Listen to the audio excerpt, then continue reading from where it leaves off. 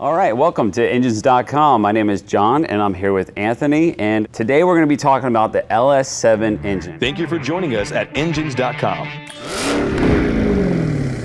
I brought Anthony out today because he is Monster Transmission's resident LS expert.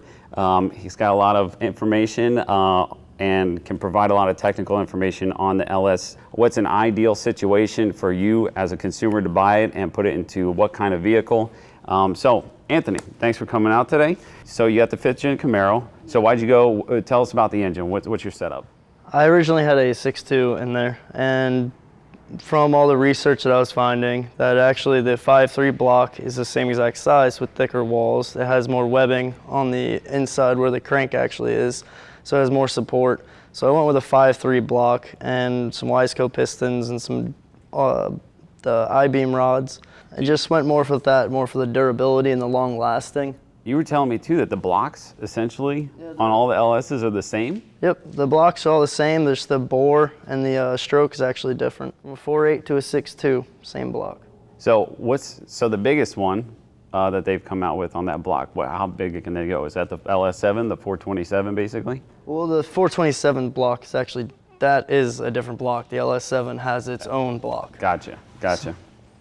But on my block, on the LS3 block or LS2 or 1, you can get almost up to a 427 out of it. You can get 418, which ends up being a 6.84 liter instead of a 7.0, which is the 427. So yours is the 6.2 in your Camaro. And how much horsepower with the build that you're doing are you trying to get out of it? They say the block is reliable for that build. With what I have in it, it's going to be reliable for 1,700 horsepower, but realistically, I'm only trying to push around 1,300. Transmission-wise, because you're also a transmission expert, you do a lot of builds. So what are you going to put behind that? Oh, 4L80. That's pretty much the only way I would go on that. There's definitely ways to do it with the 6L80 and get the power and the reliability to really handle it. It's just price and just cost efficiency wise. Ideally, what would stop you from going with an LS7 as opposed to what you did? Just more price. It's more the affordable option is to go with the 5.3 block and bore that out and have sleeves thrown that for any serious power. Now for serious racing, what's the benefit difference as opposed to going to the LS7 as opposed to what you did? Stock to stock, it does rev out higher than the other LSs. The other LSs are pretty much limited to 62 or 6,600, and the LS7 hits 7,000 stock with nothing on it, so that's pretty impressive. And that's what's, GM Performance is, we've talked to them, and basically that's what they're saying. The benefits of that is, it's a high rev engine, but it's a torque monster as well. So from stock, it's going to be good, but you can build up, an LS3 or something like that to just as much horsepower for what would you say, like about $4,000 to $5,000 cheaper, probably. Yep. Yeah. To get around that horsepower mark, it's about the difference. If we're saying on what is super appealing about the LS7 is they did put 427s in the older Camaros and Chevelles, so it's cool to have essentially just a fuel-injected, more efficient motor that's still the stock size or original size that came in it. So yeah, again, going back to that, the 427 has been around for a while. What are they doing, different now besides that? You said fuel injection. What else are they doing to that engine? On the actual LS7, it has the 15 degree or 12 degree valves, so it actually lets the air flow much better through the heads. It's just a very, very good flowing motor. Yeah. And it's got the the computer and fuel injection system behind it is just incredible. And one key point they mentioned is that they've gone to a wet sump as opposed to a dry sump. So and racers will know this, but for the average guy out there, what do you think is the benefit of that?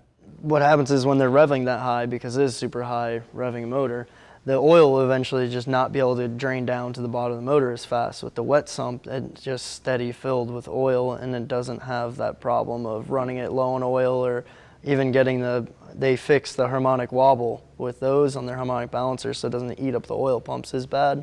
GM Performance is saying they're going to hold a 2-year, 50,000-mile warranty on it, just like their other LS engines. They're also saying that they're going to have the packages available with controllers, and basically turnkey plug and play setups. I mean, you can build it out however you want. What do you feel about the controllers for these setups? What do you recommend? Is there what kind of setup are you going with? Well, actually, on mine, my car actually has a 6 L80, and I'm switching it into back to the 4 L80. So I'm gonna actually have to use a standalone, like a Compu Shift or something along those lines, which I'm probably gonna use Compu Shift. Okay, and from we do provide a lot of Compu Shifts. We go through a lot. I mean, I know their customer service is really good, but also it's one of the simplest ones out there. It's just basically plug and play, self-learning. There's a lot of cool little things you can do with it. It's got Bluetooth. There are more expensive, but again, you pay for what you get.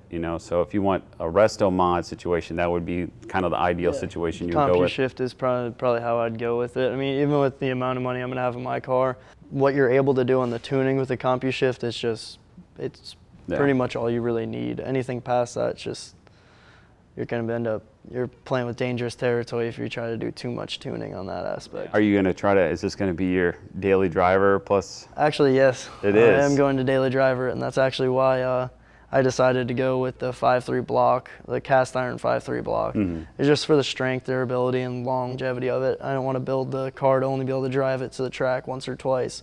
I want the car I'll have it tuned for around 900 to drive it on the street, and then when it's time for the track, then it's going to be 13 or 14, depending on how sticky the track is that day. I think that's the beauty of the LS engines and why a lot of guys do obviously the swaps. I mean, you see them swapped into 350Zs, you see them RX-8s, I've seen seen all sorts of crazy stuff. It's the go-to now. Is there anything else on the market besides the LSs that people are really starting to experiment with? I've seen everything from Cummins, swaps into regular vehicles. I've seen Coyote swaps. Do you think the LS is going to hold that, basically that reputation that's the one you swap with, or what do you think is going to happen? The reason that the LS is the most commonly swapped and the most, honestly, just the most swapped motor really, is its size. It's a pushrod motor. It has a single cam. It doesn't have massive heads on it with dual overhead cams. The motor is still the same size as an old 350 with twice the power and twice the fuel efficiency. It's just hard to beat. Yeah. Cummins that's 700-800 pound motor, and then the 5.0 Coyote motor. They're great motors, but I think they're 8 inches taller than the LS motor, so it's just you have a lot less room to work with, and the LS just fits pretty much anywhere in any car. Now, as far as the LS7. Same thing. It's based now. That's off a different block. It's a little larger, so it's going to be, like we were talking about. I think this is going to be more the market for the hot rodder. It's got a '57 Chevy. Yep. Wants to do some sort of resto mod to it, fuel injection, all that good stuff. Throw a 4L80 in it. Okay, you think it's going to have a big turnout, or you think it's going to be the price point's just too far off? What do you think? For the resto mod guys, I don't believe the price point's really all that far off for what you're getting, the amount of power and reliability. It's just, it's hard to compare it to anything else. But as far as affecting the other LS swaps, I don't believe it'll affect those, just simply for price-wise. I mean, it's hard when you could go to a junkyard, get a whole setup for $1,000. Now you got a 300 horsepower, 400 horsepower truck that... Throw a turbo on it. Yeah, throw a turbo on it, and now you have a great weekend toy. So. Yeah. Cool, it's just hard to beat the other LSs in that aspect. Over the years, there's been some concerns about specific things. What's some of the resolutions? What have they done to address some of the concerns that are out there, and what are those concerns? They've extended the valve guides, because what the problem was they were having is they used longer valves, and they were using the same size valve guides as the other LS motors. So that just comes into, at the bottom of the valve guide, there's less support, so it just ends up, there's a weak point there, so they end up extending those. Another theory is what they thought was going on is that the chromium coating wasn't quite right, so that was rubbing off, but that's hit or miss because they don't know if the side force from it not being supported causes that, so they upgraded that material as well, and they also upgraded the rocker arms to make sure that there wouldn't be any side force on the valves. So they pretty much feel that they've addressed all the concerns and are already fairly reliable engine. Anthony, thank you again for coming out to engines.com. For more information on LS engines, please visit engines.com, and we'll see you next time. Thank you for joining us at engines.com. Make sure to subscribe, follow, and share.